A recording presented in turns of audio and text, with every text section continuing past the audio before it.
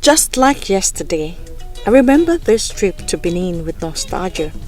On the instance of the former general manager Femi Ibrahim, we set out on a quest to explore the man, or shall I say, the colossus, Professor Victor Uwaifo. And so from Abuja, my crew and I, in the company of the then manager news and current affairs, Phil Obano, who is incidentally daughter of the soul, arrived the ancient city. Without wasting time, we went straight to the house of one of the foremost and acclaimed highlife musicians in Nigeria. As expected, a warm welcome from our host put us at ease. But I was later to discover that this seemingly harmless quest was quite the discovery of a man of many parts and an experience of a lifetime.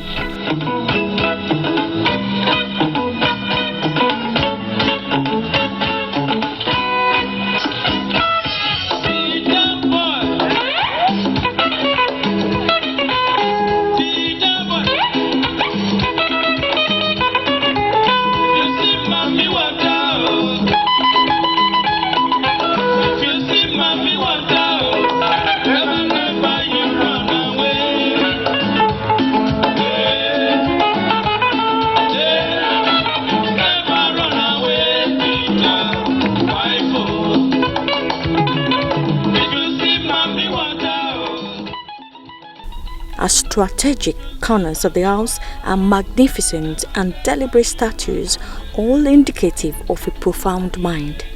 Duly handing us over to his tour guide, we were ushered into a space that largely exemplifies Professor Victor Uwaifo's essence.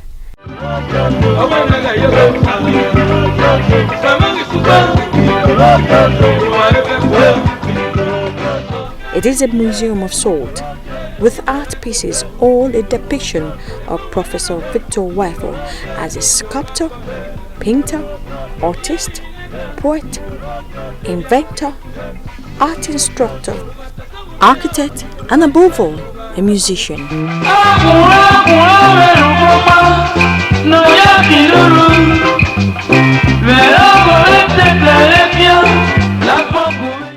The pictorial documentation encapsulates the history, culture, and tradition of the Benin Kingdom.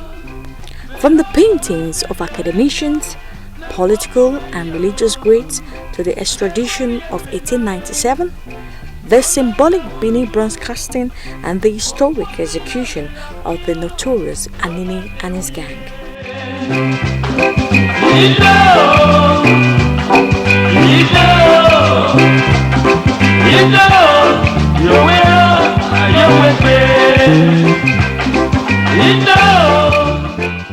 The whole room embodied artistic expression in different forms. Just when I thought the deal had been delivered, we were taken on another voyage, this time around a replica of an aircraft built by the maestro who was also one-time staff of the Nigerian television service. Yeah, well, ladies and gentlemen, I'd like to welcome you to the Revelation Tourist Palazzo flight. My name is Captain Chris, and we shall be flying at an altitude of 35,000 miles above sea level. You're pleased at this juncture advised to fasten your seatbelts, as it is not only dangerous to the airborne flight, it is also dangerous to your health. And as we go on, we are going to entertain you with a beautiful clip of the maestro himself, Professor Sir Victor Uwaifo. Thank you. The whole experience was an eye-opener to the never-ending creative ingenuity of Professor Victor Uwaifo, whose expression of art throws decades of Benin culture. Now, what you see here, those days in Benin, whenever any man was found guilty, perhaps of treasonable felony, or such a man was found divulging the secrets of the kingdom, the Omonoba will ask him to go home and commit suicide. If he failed to do that, you can see in obedience to the directive of the Omonoba. If he failed to do that, that's exactly what happened. The king will cut off his head and spill the blood of the gods. Sir Victor Uwaifo was an ardent believer of dynamics, with an evolving creative spirit who never backed out of a challenge. Fulfillment is the answer, apart from enthusiasm. Where theory fails to solve practical problems, experience takes over. And so, if you are enthusiastic also, you can turn failure into success. This characteristic nature led him to invent different forms of the jitter. AK-47, you know, it's a guitar. So, yeah, yes, I fabricate. Then I did the double neck guitar way back in the 70s, 1967, there about 67, 68, double neck guitar with 18 strings.